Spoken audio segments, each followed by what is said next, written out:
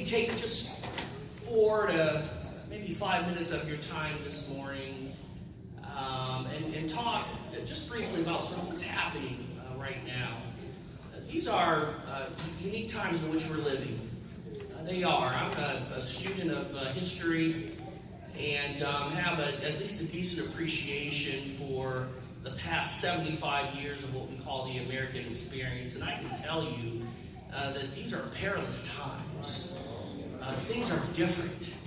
And you might feel that way. You might see it from a domestic standpoint. That is to say, what's happening here in the United States of America proper. But even globally, things are changing in ways that foreign policy experts are beginning to signal reason for great alarm, whether it's on the Korean Peninsula, or perhaps in the Middle East, or perhaps in Eastern Europe.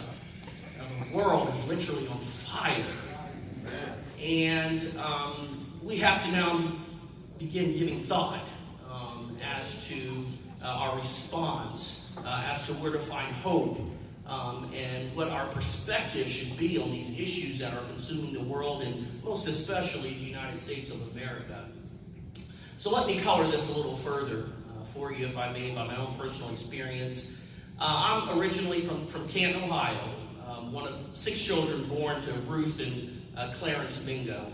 My older sister Robin was born in 1966 in Cleveland, Ohio. My parents at that time literally lived in the backseat of a car. And several years later, 1972, yours truly was born in a manger. No, I'm just kidding. Just making sure the saints are awake.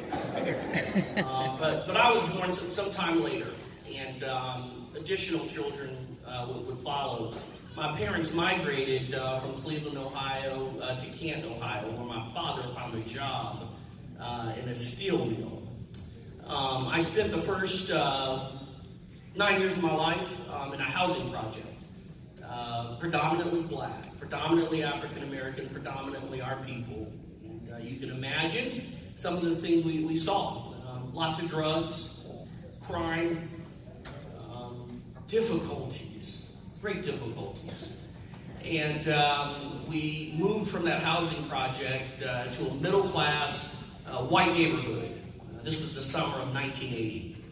And that summer, we encountered another problem. Now, it wasn't crime, it wasn't drugs, it wasn't the hard life of a 1970s housing project, but it was an issue that many of you might be familiar with, and this would be that very difficult issue of racism.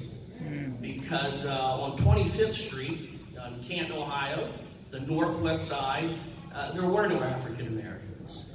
And that summer, the Homeowners Association literally took out a petition to have the Mingos moved out.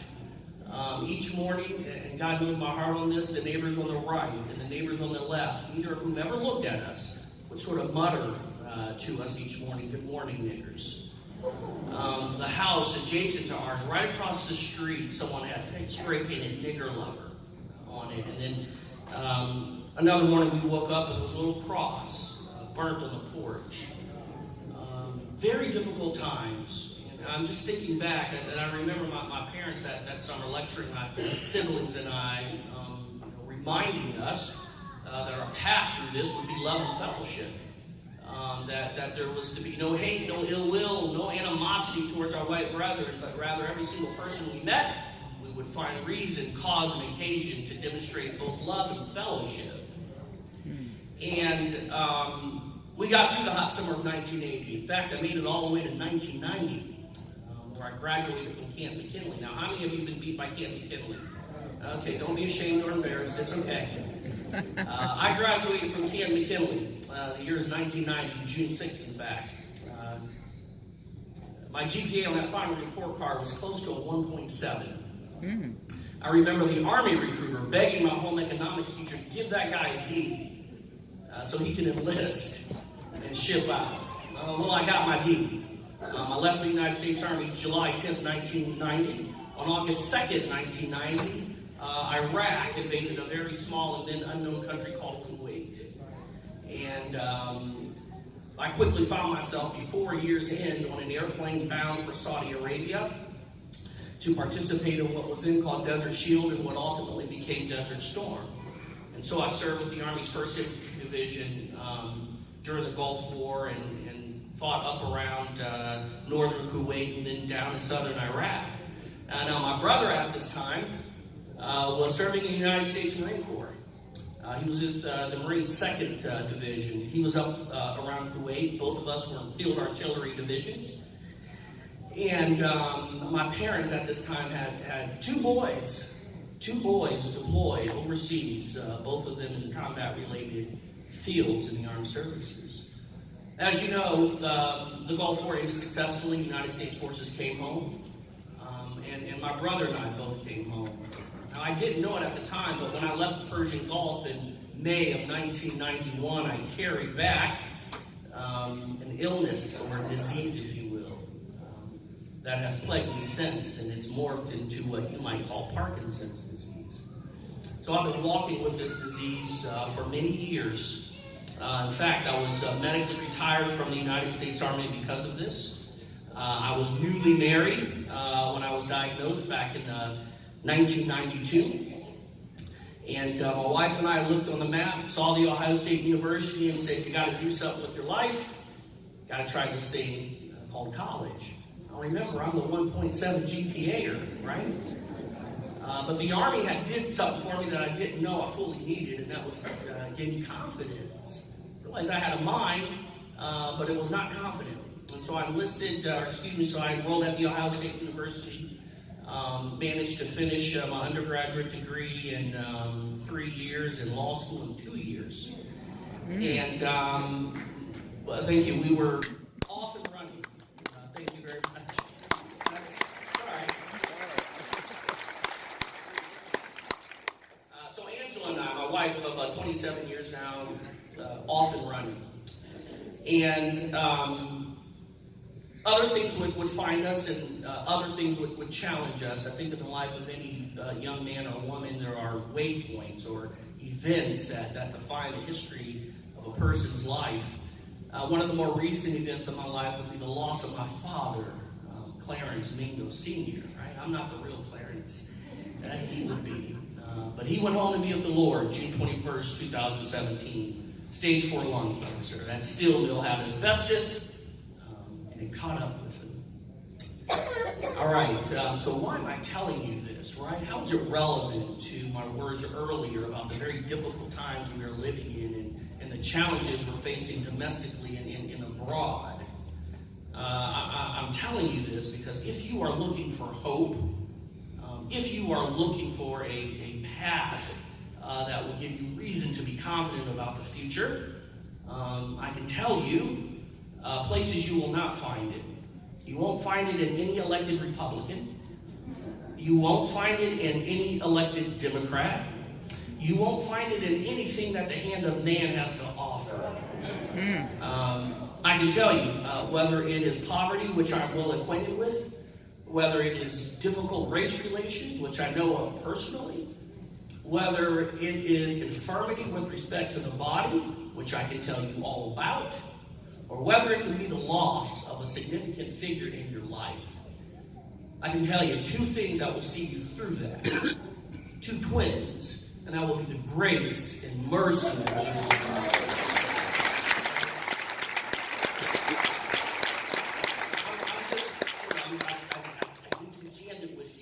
I need to be candid with you. I know there's an election pending. I understand that. And I know we all have perspectives on how problems domestically and abroad should be solved. And I know you have problems right now in your life. And some of you are struggling financially. You're struggling with respect to your health. Some of you right now are thinking, how am I going to make that car payment or that rent payment or that mortgage payment? Some of you are in a difficult marriage right now. I mean, you're really challenged because that man, his head is not on right? I can tell you. Some of you know what I'm talking about. You know who I'm talking about. I can tell you, whether it's the drug addicted, those who need help, financially, physically, or otherwise, government has never showed up at your doorstep and said, I have the answer. It's always been the grace and mercy of God Defined as family standing by you by way of prayer.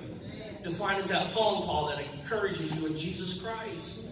Defined as a scripture that simply ministers to you and gives you reason to believe that God has not forgotten us, or you, or someone else in your life. I'm just encouraging you today, if you think some elected Democrat or Republican is going to solve the challenges we are facing, you're going to be disappointed. I'm telling you, I'm part of the political class. I've been around it. I know the players. And there are very good men and women. Some of them are in this room right now.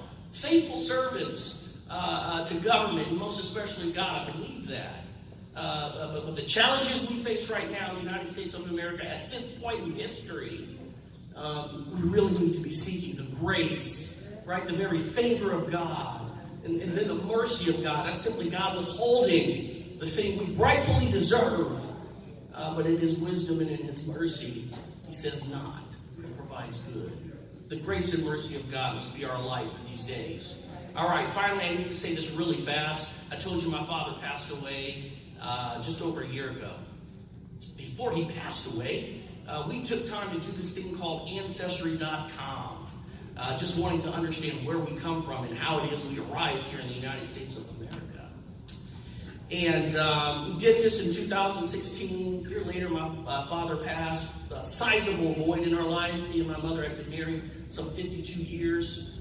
And we're a very strong family. That's a form of grace that God had given us. Just family. We've always been one. And September 27th, 2018, we got a message on Ancestry.com from 90-year-old Jesse Safford in Mobile, Alabama. And he said, "Hey, Mr. Mingo, I think I'm your grandfather." Turns out my dad was born in Mobile, Alabama. Back in those days, no birth certificate. Wasn't even born in a hospital. No true record of his birth. And his mother passed away when he was very young. So he never knew her. But a gentleman who just so happened to have the last name Mingo assumed responsibility for him when my grandmother passed away. Now, Jesse Safford was a sailor. The Second World War was coming to a close, and he was over in the Pacific. Never knew that my grandmother was carrying his child. When he returned home from the Second World War, went to Mobile, Alabama, she was gone. She had left to Detroit, as many African Americans did for work. And so I've been thinking to myself, this story and how incredible it is. My sisters flew down about a week and a half ago to Mobile, Alabama, picked Mr. Safford up, brought him here to Columbus, Ohio. Spent nearly 10 days with him. This man, 90 years old, all his life, no grandchildren, now inherits 6 grandchildren, 13 great-grandchildren. Right? So I'm telling you this because I want you to understand that, yeah, we have challenges right here. There are economic challenges, gross poverty, abroad. If you just look at what is happening by way of foreign policy, we all should be frightened. And then you have personal problems. I know you do, as do I. We all have individual problems. I'm sharing this story with you because I want you to understand and have confidence that God is working out things right now that your mind can hardly imagine. Right now in my life, the most important thing I thought I would have needed is $1 million for my campaign. You know what God said? Nope. I've held in abeyance your grandfather because you all are hurting over the loss of your father. And so I've saved the introduction of him into your life well after your father has passed. So you would have this as a form of what? Grace and mercy and evidence that I'm with you. So you all have reason to be encouraged that the challenges we face and the solutions to those challenges might not be readily visible, but have no doubt that he who sits on high is at work for his glory and on our behalf.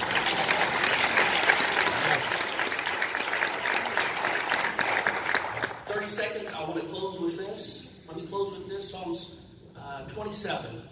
The Lord is my light and salvation. I'm just saying, those of you who study the scripture, those 8 words, you can spend 2 years studying those 8 words, right? The Lord is my light and my salvation. So why should I be afraid? The Lord is my fortress, protecting me from danger. Again, why should I tremble? When evil people come to devour me, when my enemies attack and foes are upon me, they will stumble and fall.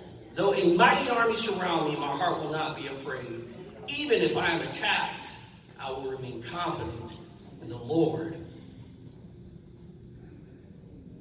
Let our hearts never forget the one that we serve. Grace and peace to all of you. Thank you so much.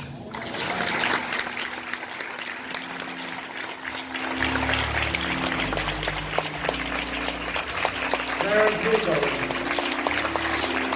saved